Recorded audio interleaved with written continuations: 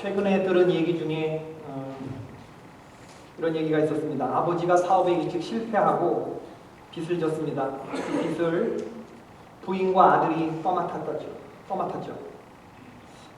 아버지가 진 빚인데 아들이 중학생 때부터 안 해본 아르바이트가 없다고 그래요. 돈을 벌어야겠다. 아버지의 빚을 갚아야겠다. 이러면서 아주 닥치는 대로 일을 했습니다. 아들이 중학생 때부터. 이 사춘기 때부터 돈을 벌었는데 TV에 출연을 했어요. 그랬더니 사회자들이 물었습니다. 혹시 아버지가 원망스럽거나 또 아버지에 대해서 화가 난 적이 없었느냐. 여러분 얼마나 짜증나겠습니까? 아버지의 그 진 빚을 빚쟁이가 들이닥치고 그걸 조금씩 아들이 갚아나가고 왜 짜증나는 순간이 없었겠어요.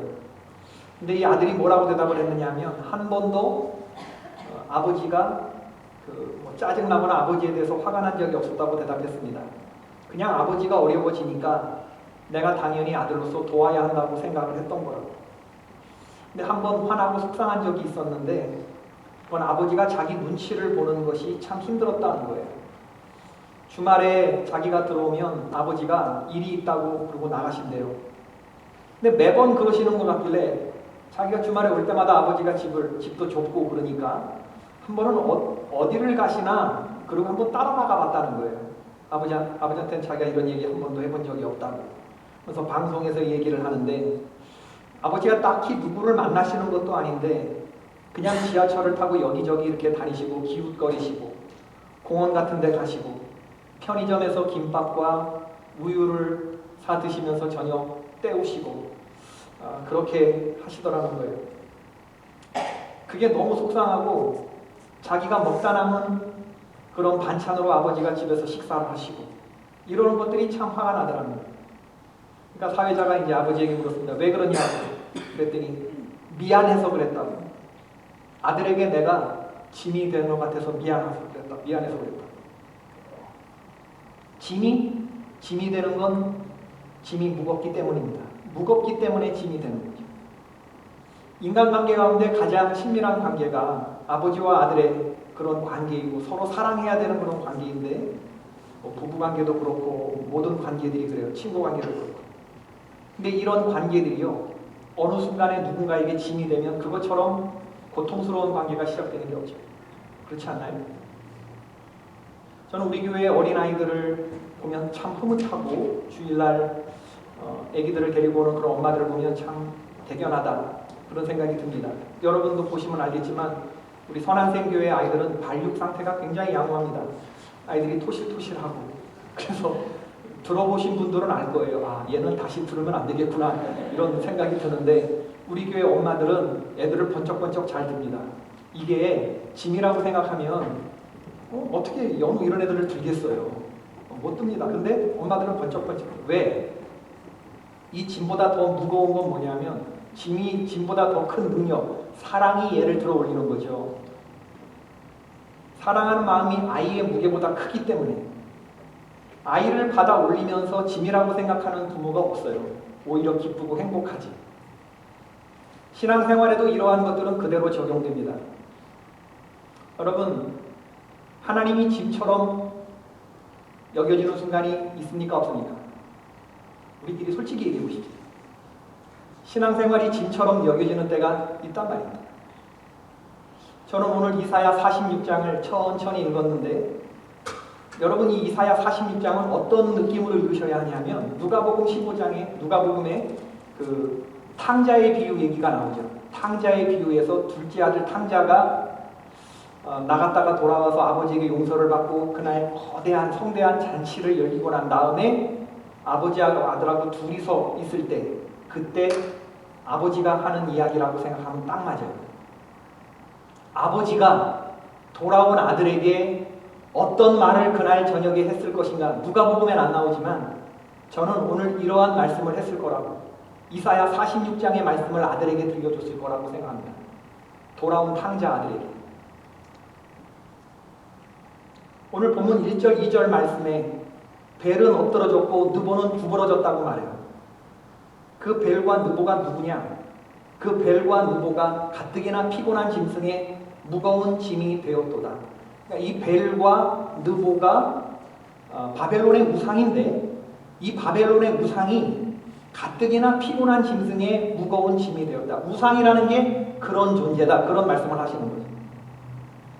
벨은 바벨론의 수호신들 중에 우두머리이며 마르둑이라고 하는 이름으로 이름으로 알려져 있죠.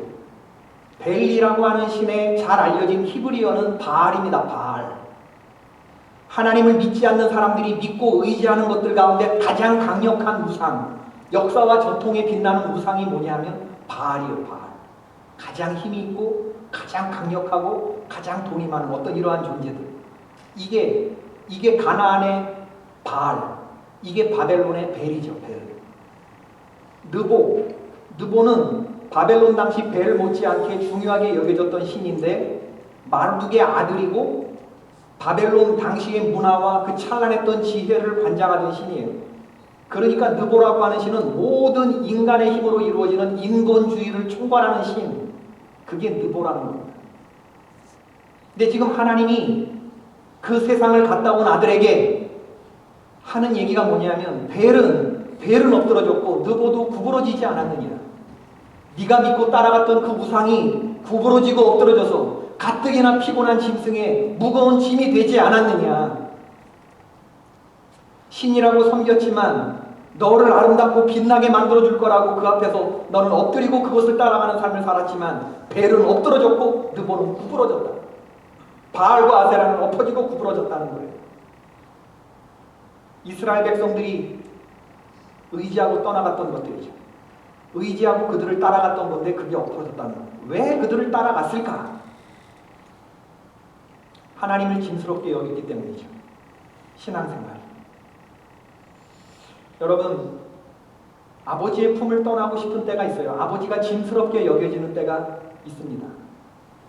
아버지가 나에게 도움이 아니라 어느 순간에 거추장스러운 짐이라고 여겨지는 순간, 그러면 누구라도 그 품을 떠나고 싶죠.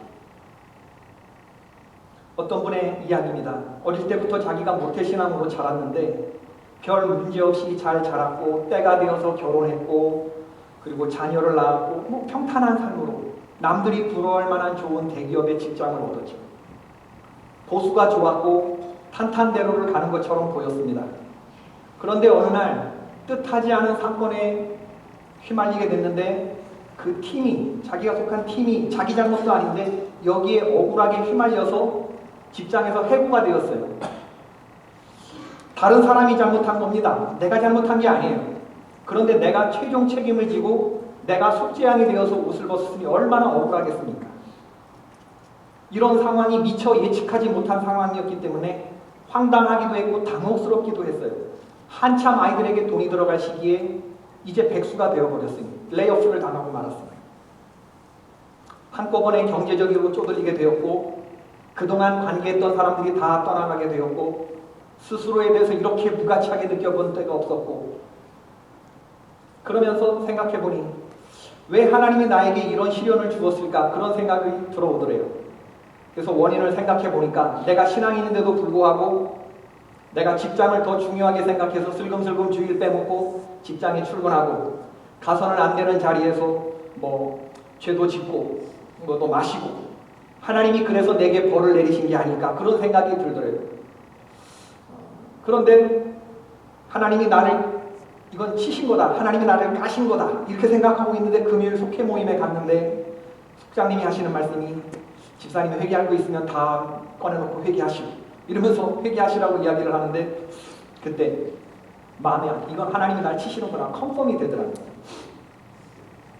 그러면서 마음속으로 이 거부감이 확 들면서 무슨 생각이 드냐면, 하나님이 짐스럽다, 하나님을 떠나고 싶다, 이런 생각이 들면서, 하나님, 내가 당신에게 복까지 바라는 건 아니지만 제발 내 삶에 간섭하지는 말아주십시오. 제가 알아서 할 테니까 산통이나 깨지 말아주십시오. 나는 내 힘으로 살겠습니다. 이런 생각이 딱 들면서 하나님을 떠나리라 생각하는 순간에 마음의 불이 확 다 꺼지더라고요. 깜깜해지더라는 거예요. 내 주를 가까이 하게 함은 십자가 짐 같은 고생입니다. 천성에 가는 길이라는 게 원래 험하고 먼 길이죠. 신앙생활을 하면서 한 번도 신앙생활이 어렵지 않았고 부담이 되지 않았다면 여러분 그걸 자랑할 일은 아닙니다. 신앙생활이 어느 정도 단계에 올라가고 믿음의 진보가 이루어지면 그 다음부터는 영적 싸움이 치열해진다는 것을 아십니까? 살아서 내가 꿈틀거리려고 하는데 마귀가 어찌 그 사람을 가만히 두고 보겠습니까? 그 순간부터 신앙생활은 부담이 되기 시작하고 짐이 되기 시작해요. 말씀 읽고 묵상하는 것이 주의 말씀이 어찌 그리 내게 단지요 뿔송이처럼 답니다 라고 고백할 수 있으면 얼마나 좋겠어요. 매 순간. 그런데 해보니 그렇든가? 생명의 삶 묵상하고 매일 묵상하고 큐티하는 게 인도자님들도 이렇게 힘들어하는데 성도님들은 오죽할까? 그런 생각을 제가 해봐요. 기도 생활도 마찬가지입니다. 내 기도하는 그때가 가장 즐겁다. 늘 이럴 수만 있다면 얼마나 좋겠어요. 새벽 예배가 기다려지고 새벽 공기가 갓 배달된 조간신문처럼 잉크 냄새나고 그날 아침에 주님의 말씀을 듣고 말씀과 함께 시작되는 새벽 기도가 늘 좋으면 얼마나 좋겠어요. 그런데 어느 날은 기도가 부담이 되고 짐스럽게 여겨지고 그러는 때가 있단 말이에요. 한마디 말도 올려지지 못하고 톱밥 씹는 듯한 그런 전혀 마음이 담기지 않은 그런 기도를 혼자서 중얼중얼 하다가 이런 기도를 하나님이 들으시겠나 그러고 비참한 마음으로 돌아가는 때도 있단 말이에요. 신앙 예배 드리는 것도 마찬가지 아닙니까? 여러분 오늘 기쁘고 즐거운 마음으로 오늘 예배를 기대하고 나오셨습니까? 아니면 갈까 말까 망설이다가 나오셨습니까? 동부에서 폭설이 내리면 주일날 교회 예배를 드리지 못하고 문 닫는 교회가 있다는데 그런 얘기를 들으면서 어째 이런 일이 이렇게 되는 게 아니라 캘리포니아 산호세에는 주일날로 안 오나? 이런 생각이 제가 들면서 예배가 부담이 되고 마음을 짓누르는 그런 때도 있습니다. 여러분. 교회 안에서 성도들과의 관계도 그렇죠. 관계가 마냥 좋은 것만은 아닙니다. 성도들이 부담스럽게 느껴지는 때가 있어요. 어떤 땐 예뻐 보이다가 어떤 땐 이 사람처럼 짐스러운 사람이 없죠. 교회만 아니면 우리가 서로 얼굴 볼 이유가 세상 같았으면 없지. 우리끼리 솔직히 얘기지만 우리가 원래 얼마나 고상하고 노블하고 세련되고 사람 가리며 살아온 사람들입니까? 지금까지 사실. 내가 왜 이런 사람들하고 어울립니까? 교회만 아니면. 솔직히 말해서. 그리고 또 솔직히 말해서 나는 세상에 저렇게 잘난 척하는 사람들하고 눈꼴셔서 못 봐. 내 저런 사람은 상종 못할 인간이라고 생각해요. 저거 벌써 또 그런 사람들도 있지 않겠습니까? 아주 태생적으로 잘난 것들은 아주 못 봐. 그냥 나는. 그런데 우리가 어쩌다가 이렇게 한 교회 지붕 아래서 피차에 부담스러운 얼굴을 마주보면서 신앙생활을 하는지, 왜 이 짐스러운 생활을 계속 우리는 놓지 못하고 가는지 한번 생각해 보셨어요? 여러분, 무엇이 이렇게 짐스럽고 부담스러운 여러분의 신앙생활을 계속 유지하게 만들어간다고 생각합니까? 여러분이 착해서? 나에게 아직 선한 것이 남아있어서? 천만의 말씀이죠. 우리가 이 공동체와 이 교회 안에서 체험하는 은혜가 더 크기 때문인 줄로 믿습니다. 그렇지 않았으면 우리는 교회를 떠나도 벌써 떠났을 사람들이죠. 여러분, 우리가 오늘 우리의 의지를 동원해서 일로 나온 것이 아닙니다. 분명히 깨달을 건 뭐냐면 이 교회의 지붕 밑으로 나오신 것은요, 어떤 이유에서든 하나님의 성령께서 강권적으로 여러분의 마음을 강권하셔서 나오게 하신 줄로 믿습니다. 너희들에게는 은혜가 필요하고 말씀이 필요해서 너희들은 이 말씀을 들어야 산다고 하나님이 생각하셨기 때문에 거기에 반응해서 나오는 거예요. 그렇지 않았으면 여기 나올 사람 아무도 없어요. 여러분, 우리 삶에 짐이 있지만 우리가 여기에서 예배드리고 그리고 세상을 향해 나갈 때 얻는 건 뭐냐면 그 짐을 이길 만한 힘을 공급받고 나가기 때문에 우리가 나오는 것입니다. 부담이 있지만 부담을 넉넉히 이기고 나아갈 능력, 고난과 고통이 있지만 그것을 감당할 만한 그리스도의 위로가 더 크기 때문에 결론적으로 나의 삶은 고난이 아니라 그리스도의 위로라고 고백하기 때문에 우리가 신앙생활을 유지해 오는 줄로 믿습니다. 그래서 세상이 이해할 수 없는 방식의 삶을 그리스도인들은 살게 되는 것이고 세상이 감당할 수 없는 사람으로 우리가 채워지고 세워지는 것이 바로 이 하나님의 거룩한 존전 앞에서 이러한 일들이 일어나게 되는 거예요. 그래서 우리는 부담과 짐을 없애달라고 기도하는 사람이 아니라 하나님 이 짐을 이기고 나아갈 수 있는 감당할 힘을 달라고 기도하는 것이고, 우리는 영적 전투를 피하는 사람이 아니라 두려워하는 사람이 아니라 거기서 버티고 서서 이기고 승리를 선포하며 나가는 사람들이 되는 것입니다. 이렇게 고백할 때 무능한 자라도 힘을 더하게 하시는 하나님의 약속의 말씀이 있기 때문에 우리가 이 전을 나오는 것이죠. 의인은 고난이 많으나 여호와께서 그의 모든 고난에서 건지시는도다. 할렐루야. 시편 34편 19절의 말씀. 환난은 인내를, 인내는 연단을, 연단은 소망을 이루는 줄을 알미니라. 소망이 우리를 부끄럽게 하지 아니하면 우리에게 주신 성령으로 말미암아 하나님의 사랑이 우리의 마음에 부어진 바 되니라. 어려운 가운데서도 하나님께서 우리 마음에 사랑과 소망을 부어주신대요. 그래서 어떤 순간에서도 소망을 꿈꿀 수 없는 상황에서도 소망을 꿈꾸는 자가 되게 하신대요. 그리고 그 소망대로 이끌어 가신대요. 이거 믿으십니까, 여러분? 오늘 이스라엘 백성들은 하나님을 짐스럽게 여겼어요. 그래서 배를 따라갔고, 그래서 유보를 따라가죠. 바벨론 종살이 70년 세월이 바알과 아세라, 가나안 신을 섬기다가 하나님의 징계를 받은 것인데도 이 지긋지긋한 우상을 떨어내지 못하고 바벨론의 역시 모양만 바꾼 벨과 느보를 따라갔다가 고통당하죠. 그런 백성을 향해서 하시는 하나님의 말씀이 바로 오늘 말씀 아닙니까? 3절과 4절의 말씀을 우리 한번 천천히 한번 읽어보십시다. 3절과 4절의 말씀 시작. 야곱의 집이여 이스라엘 집에 남은 모든 자여 내게 들을지어다. 배에서 태어남으로부터 내게 안겼고 태에서 남으로부터 내게 업힌 너희여, 너희가 노년에 이르기까지 내가 그리하겠고 백발이 되기까지 내가 너희를 품을 것이라. 내가 지었은즉 내가 얻을 것이요 내가 품고 구하여 내리라. 이 하나님은 어떤 하나님이냐면 탕자로 나갔다가 돌아온 아들을 낳고 한번 아버지가 하는 얘기라고 생각해보세요. 야, 너하고 나하고 어떤 관계냐? 너 네가 태어난 순간부터 내가 너를 얼마나 기뻐했는지 알아? 내가 너를 안았고 내가 너를 업었고 내가 너를 키웠어.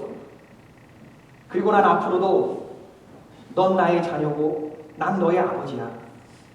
네가 백발이 될 때까지 우리의 관계는 변하지 않을 거야. 아버지가 아들에게 그렇게 이야기하는 음성으로 여러분 받으실 때 이 본문이 은혜가 될 줄로 믿습니다. 근데 너는 나를 짐스럽게 여겼지. 그래서는 내 품을 떠났지. 넌 그랬으면 좀 잘 살아야 되는데 너 정수리부터 발끝까지 딱지가 되도록 얻어맞고 그리고 다 실패하고 그리고 돌아온 거 아닙니까? 하나님이 때때로 우리에게 경고하시고 그리고 책망하시고 징계하는 순간이 있죠. 왜 그런다고 생각하세요? 우리가 미워서 그런 게 아니란 말이죠. 하나님이 우리를 연단시키시고 하나님이 우리를 당신 앞으로 가까이 나오게 하시기 위해서 하나님이 그 멸망으로 향해서 폭주기관차처럼 달려가는 우리를 강제로 세우시는 순간이 있어요. 그건 우리는 연장된 하나님의 사랑이라고 읽는 거죠. 고난이라고 쓰고 사랑이라고 읽는 겁니다. 왜? 하나님께 가까이 나올수록 영생과 생명에 접근하는 삶이요, 하나님과 멀어지고 내 마음대로 살수록 그것은 성공처럼 보이지만 그건 필경에는 그건 멸망길이기 때문에, 그 길은 지옥으로 연결된 길이기 때문에 어떻게 하든지 하나님이 그 지옥을 만드신 분으로서 당신의 사랑하는 자녀가 거기로 가면 안 되는 걸 알기 때문에 하나님께서 거길 가지 못하도록 우리 삶에 브레이크를 거시고 우리 삶의 강제 종료를 하나님이 주시는 것이거든요. 이걸 여러분 우리들은 깨달을 수 있어야, 이 하나님을 체험해야 이 말씀이 짐이 아니라 부담이 아니라 하나님의 감사한 사랑의 말씀으로, 메시지로 들리게 되는 거죠. 그럼 이렇게 돌보시는 하나님을 우리가 어떻게 체험할 수 있을까? 오늘 말씀은 두 가지를 말씀하고 있어요. 하나님의 말씀이 짐스럽게 여겨지고 신앙생활이 짐스럽게 여겨지는 우리들에게 하나님 두 가지를 말씀하시는데, 그럼 어떻게 해야 이 하나님을 돌보시는 하나님을 체험할 수 있을까? 8절 9절의 말씀이죠. 읽어보십시다. 시작. 너희 패역한 자들아 이 일을 기억하고 장부가 되라. 이 일을 마음에 두라. 너희는 옛적 일을 기억하라. 나는 하나님이라 나 외에 다른 이가 없느니라. 나는 하나님이라 나 같은 이가 없느니라. 베푸신 은혜를 기억해야 된다는 겁니다. 베푸신 은혜를. 여러분, 한번 할 수 있으면 한번 적어보는 것도 괜찮고요. 기억해내는 것도 괜찮은 것 같아요. 내가 지금 여기까지 어떻게 왔는지, 내가 태어난 순간부터 하나님이 나의 삶을 통해서 어떠한 은혜를 베푸셨는지 오늘 한번 기억해 보세요. 신앙생활이라는 게 뭐냐면요, 우리는 열과 힘을 다해서, 정성을 다해서 우리는 기억해내는 사람들, 기억해내는 사람. 여러분, 하나님의 은혜가 없었다면 우리는 여기까지 올 수도 없었고, 우리는 하나님의 은혜로 살았다고 고백을 하지만 지금 와갖고 여러분 하나도 하나님의 은혜가 기억나지 못하고 그냥 상처받은 것만 생각난다면 문제가 아니겠습니까? 실패한 거, 아팠던 거, 내가 분노했던 거, 안 됐던 거, 기억할 때마다 속에서 먹물이 뿜어지는 쓴뿌리, 이런 것들이 우리 마음을 가득 채우고 있다고 한다 그러면 하나님의 말씀이 들리지 않는 거예요. 여러분, 우리는 하나님이 우리를 어떻게 인도하셨는지를 기억해내야 돼요. 이스라엘 백성들 가운데 출애굽할 때 하나님께서 홍해바다가 갈라지는 기적을 보여주셨는데 그 밤에 홍해바다를 건너면서도 양쪽 옆으로 바닷길이 갈라지고 그 마른 땅을 걸어가는 그 기적의 순간 가운데서도 땅이 질척거린다고, 신발이 더러워진다고 불평하면서 그 길을 지나간 사람들이 있었다면 그런 기적의 현장이 하나도 마음속에 감사로 저장되지 않는 사람, 그는 기억하지 못하는 사람이죠. 그에게 어떻게 하나님의 은혜가 임할 수가 있겠습니까? 매일같이 폭포수와 같이 하나님이 나를 지켜주신다고 하는 것을 기억해내고 필사적으로 그것을 붙드는 종에게는 하나님이 짐스럽게 여기지지 않아요. 벨과 누보를 따라가지 않습니다. 하나님의 은혜를 기억해내시는 성도 여러분 되시길 주의 이름으로 축원합니다. 기억하셔야 돼요. 두 번째는 돌보시는 하나님을 체험하기 위해서는 우리의 마음을 열어야 됩니다. 이것도 굉장히 중요한 얘기인데 12절 말씀을 한번 읽어보십시다. 시작. 마음이 완악하여 공의에서 멀리 떠난 너희여 내게 들으라. 하나님 들으라고요. 마음이 완악해서 공의에서 떠난 너희 내게 들으라. 하나님의 은혜를 체험하기 위해서는 나의 고집을 떠나야 되고요, 내 편견으로 가득 찬 내 마음을 또 떠날 수 있어야 됩니다. 신앙생활의 결국은 내 마음을 여는 겁니다. 마음이 닫혀 있으면 하나님의 음성을 들을 수 없어요. 왜 사탄마귀가 고난을 통해서 사람들을 시험하느냐? 왜 이 고난이라고 하는 것을, 아픔이라고 하는 것을 세일하지 않느냐? 이게 워킹하거든요. 왜? 하나님의 사람들에게 조금만 어려움을 딱 주면 이 고난 때문에 사람들이 마음을 탁탁 닫아버리기 때문에 그래요. 연속적인 고난은 한두 번은 겪겠지만 계속적인 고난은 하나님에 대해서 쓴뿌리를 가지고 마음을 닫아버리면 하나님이 어떤 말을 해도 들리지 않게 되니까 그 다음에 고난이, 진짜 고난이 시작되는 거죠. 여러분, 하나님이 하실 수 없는 게 뭐냐면 우리 마음 여는 것까지는 하나님이 못해요. 마음을 열라고 두드리시죠. 결국엔 그 음성을 듣고 이것을 여는 건 바로 우리가 되어야 합니다. 그래야 하나님이 들어오시고 우리 마음에 있는 것들을 빛을 발해주시는 거죠. 꺼졌던 불에 다시 점화를 시켜주시는 거예요. 마음을 여는 것의 가장 좋은 징조가 뭐냐면요, 제가 목회하면서 느끼는 건데 그건 눈물을 흘리는 겁니다. 눈물 없는 사람들이 눈물 흘리는 거예요. 제가 우리 사촌 매형 봐도 그래요. 눈물 하나 흘리지 않는 사람인데요, 하나님의 은혜 깨닫고 나서 앉으면 우는 사람으로 변해버렸어요. 울보가 되어버렸어요. 춘천 한마음교회 김성동 목사, 우리 사촌 매형, 체육선생이고 왁왁하게 생긴 이런 사람인데 평생 눈물 한 방울, 아버지 돌아가실 때도 울지 않았다는 사람이 하나님의 은혜만 생각하면 눈물을 흘리는 사람으로, 그거 보면서 깨달음의 눈물, 회개의 눈물. 마음이 닫히면 방법이 없습니다. 마음이 닫히면 고난을 이길 수가 없어요. 여러분, 마음을 열 수 있기를 주의 이름으로 축원합니다. 마음을 열 때 핵폭탄 같은 깨달음이 밀려 들어오게 돼요. 하나님, 저를 도와주세요. 나 하나님이 자꾸 믿어지지 않아요. 하나님, 이 고난을 통해서 나에게 음성 들려주세요. 하나님, 내가 잘못한 것 같은데 내 마음 열 수 있게 해주세요. 그럴 때 하나님이 우리 안에 들어오시고 하나하나 깨닫게 해주십니다. 아까 설교 서두에서 얘기한 이분, 내가 잘못한 거 없는데 어떤 고난에 휘말려서 삶의 어려움이 왔던 분, 하나님을 떠나려고 했던 분, 그런데도 그냥 지나면서 교회는 어떻게 다녔는데 어느 순간에 하나님을 인격적으로 만나고 깨달은 게 뭐냐면 옆에서 자리를 묵묵하게 지켜준 가족과 교회 식구들이 자기를 위해서 기도해 준 것을 깨달았어요. 그리고 교회를 떠나지 않은 것, 매주일마다 나와서 하나님의 말씀을 들은 것이 감사했습니다. 환경과 조건에 끌려가는 그런 신앙생활이 아니라 내가 그것을 잘 이긴 것에 대해서 감사하고, 또 하나님께서 새로운 사람을 만나서 새로운 직장으로 또 인도함 받게 된 게 감사하고, 그런 것을 감사하는 사람이 되었어요. 여러분, 하나님 없는 삶은 다시 말씀드리지만 가치가 없어요. 하나님 없는 삶은 의미가 없다고요. 영원한 삶이 아닙니다. 고작 해야 이 한평생 통하고 말 그런 성공은 성공이라고 우리는 말하지 않아요. 어떤 사람들은 이 세상에서 굉장히 자신감 넘치게 살아가지만 그 자신감의 근거인 건강과 사업과 자녀들과 이런 문제들을 사탄이 탁탁탁 쳤을 때 그때 보자는 거야. 그때 여러분, 세상 사람들은요 견디지 못합니다. 왜? 그 사람들이 말하는 자신감이란 이미 전제된 몇 가지 것들이 있어요. 돈이 있거나 자신이 있거나 아니면 건강하거나. 근데 이런 걸 건드리게 되면 그 다음부터는 자신이 없는 삶을 살아요. 우리는 그렇지 않단 말이에요. 신앙인들은 성공처럼 보이지만 성공처럼 보이는 것에 속지 않습니다.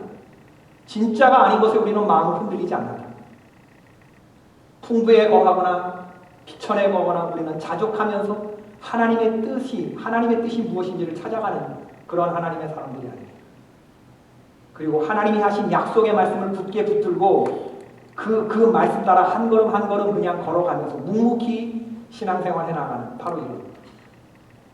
오늘 말씀을 생각하면서 떠올려진 찬송이 있어요. 우리 요즘에 많이 안 부르는 찬송인데, 하나님 한 번도 나를 실망시킨 적 없으시고 언제나 공평과 은혜로 나를 지키시고. 우리 다음 주에 추수감사절 예배를 드리지만 여러분 꼭 기억하십시오. 하나님 없는 삶, 하나님을 짐처럼 만약에 여기고 세상을 향해서 한번 나가볼까? 하나님 정말 내 삶에 산통이나 깨지 마세요 하는 이런 불신의 마음이 지금 들고 계신 분이 계신다면 아버지가 나에게 하시는 말씀이라고 오늘 생각해 보세요. 야, 똑똑히 들어. 난 네가 태어난 순간부터 내가 너를 안았고 업었고 키웠고 너가 100발이 될 때까지 내가 널 끝까지 책임질 거다. 너 나를 떠나면 넌 사망이야, 멸망이야. 내가 너를 끝까지 책임질 거니까 넌 나에게 돌아오라. 넌 나와 함께 살자. 이런 하나님의 초청. 이 감사를 떠올리고 기억하고 그리고 우리의 마음을 열 때 이 하나님이 주는 풍성한 것들이, 세상이 흔들 수 없는 것들이 여러분의 것이 될 줄로 믿습니다. 우리 찬송 한번 불러볼까요? 하나님 한 번도 나를.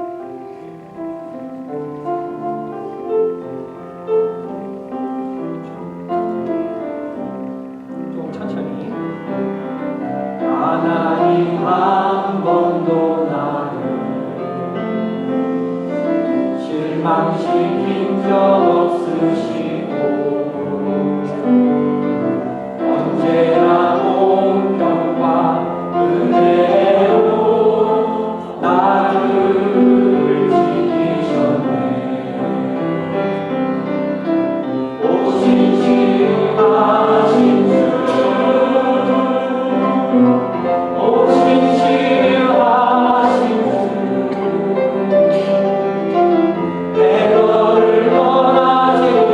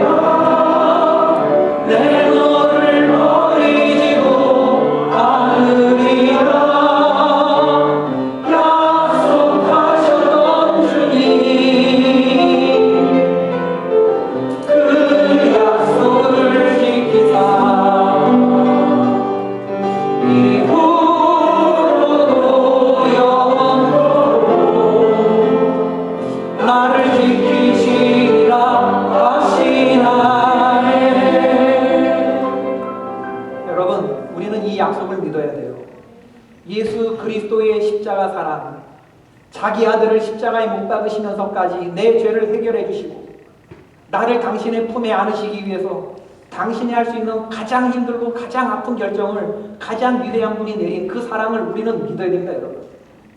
어떤 어려운 순간 속에서도 여기서 떠나는 순간에는 영원한 멸망입니다. 이 십자가를 바라보면서 어떤 고난과 힘든 상황 속에서도 하나님은 나를 사랑하신다. 하나님은 나를 끝까지 돌보신다. 이 고난과 어려움을 당하게 하는데 반드시 당신의 뜻이 있다 생각하면서 이걸 기억해내고 은혜를 붙잡는 성도들, 마음은 여는 성도들에게 하나님께서 큰 하늘의 은혜를 부어주실 줄 믿습니다. 올 한 해가 자꾸 기우는데 점점 기울어 가는데 우리가 생각할 것은 이 하나님의 인도하심입니다.